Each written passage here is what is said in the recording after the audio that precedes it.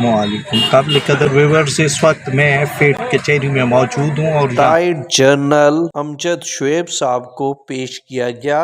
उनका जो रिमांड का आर्डर अब्बास शाह साहब ने किया था उसके खिलाफ क्रिमिनल रिवीजन जनाब एडिशनल सेशन जज ताहिर अब्बास साहब के पास लगी हुई है। एडिशनल सेशन जज साहब ने जनाब अमजद शुएब साहब को डिस्चार्ज कर दिया। तो दोस्तों, हम आपको बताते हैं कि कोर्ट के अंदर क्या हुआ, क्या बहस हुई, क्या सवाल जवाब हुए और फिर अमजद शुएब साहब भी कोर्ट से हम कलाम हुए तो क्या बात हुई।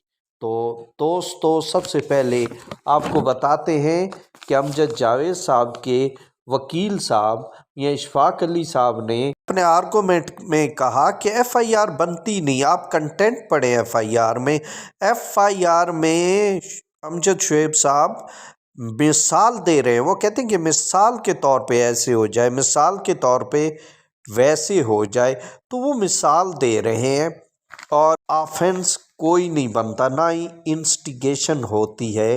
तो उन्होंने फिर ये भी कहा कि ये अमजद शुएब साहब एक इंतहाई सीनियर तज्ज़ियाकार हैं और 80 साल इनकी उम्र है, पाकिस्तान से भी ज़्यादा इनकी उम्र है। उन्होंने कहा कि आपकी अदालत बहुत ज़रूरतमंद अदालत है और हम तवक्को करते हैं कि आप इंसाफ करेंगे। हमारा ये केस डिस्चार्ज की का बनता है, यहाँ कोई ऑफेंस बनता ही नहीं। आप अगर पूरी एफआईआर पढ़कर देख लें तो कहीं पर भी ऑफेंस नहीं बनता। उन्होंने इमान मज़ारी केस का भी हवाला दिया और कहा कि कैसे उस केस को फारिग कर दिया गया था। इसी दौरान अमजद शुएब साहब ने भी बहस की, उन्होंने ख़ुद बहस की। उन्होंने बताया कि मैंने तो इसे मिसाल के तौर पर बात की है, मेरी बात तो कोई सुनता ही नहीं है। मैं कितनी दफ़ा कह चुका हूँ कि धरना ना दो या लॉन्ग मार्च ना करो, तो किसी ने सुनी है। तो ऐसे में अगर मैं कोई बात करता हूँ तो कौन मेरी बात सुनेगा या मानेगा कि आप जो है दफ्तरों में मत जाएं।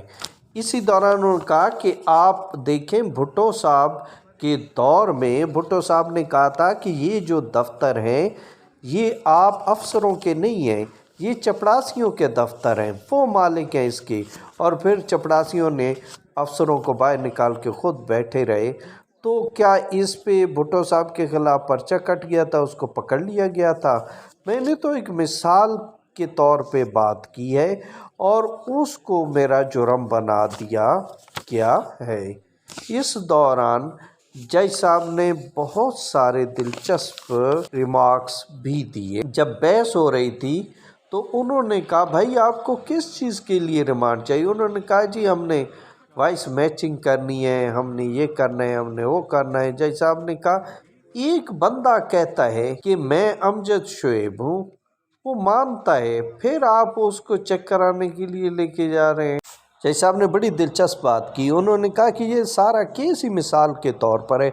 अक्सर लोगों का तकिया होता है कि मिसाल के तौर पर ऐसे है, मिसाल के तौर पर वैसे है, तो क्या उस पर भी एफआईआर कट जानी चाहिए?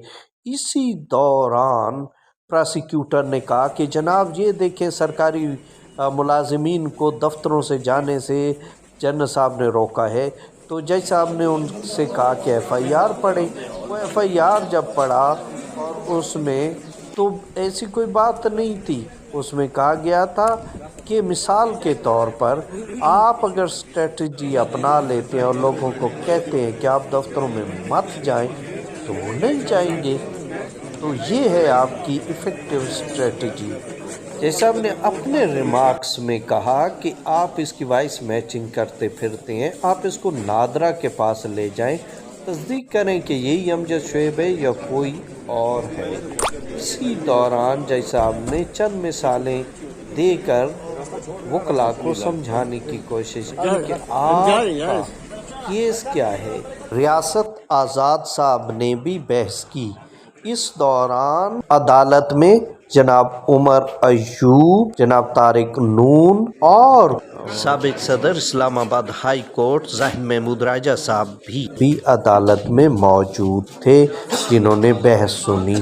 پوری کچہری کو پولیس نے کارڈن آف کیا ہوا تھا، وہاں 2 SP ڈیوٹی دے رہے تھے اور اس طرح کا ماحول تھا جیسے کہیں جنگ لگی ہوئی ہو اور وہاں پر ہر طرف خاردار تاریں بچھا دی گئی ہوں۔ تو دوستو کچھ دیر کے لیے جج صاحب نے اپنی سماعت روکی اور 12 بجے کا ٹائم دیا کہ اس وقت فیصلہ سنایا جائے گا۔ تو 12 بجے کے وقت جناب ایڈیشنل سیشن جج صاحب نے کرمنل ریویژن کو ایکسیپٹ کیا اور اس کی بیس پہ امجد شعیب صاحب کو رہا کر دیا گیا۔ تو یہ تھی آج کی تازہ ترین صورتحال۔ آپ سے درخواست ہے کہ ہمارے چینل کو سبسکرائب کریں تاکہ آپ تک قانونی معلومات آسانی سے پہنچتی رہے۔ اللہ حافظ، اللہ آپ کو خوش رکھے۔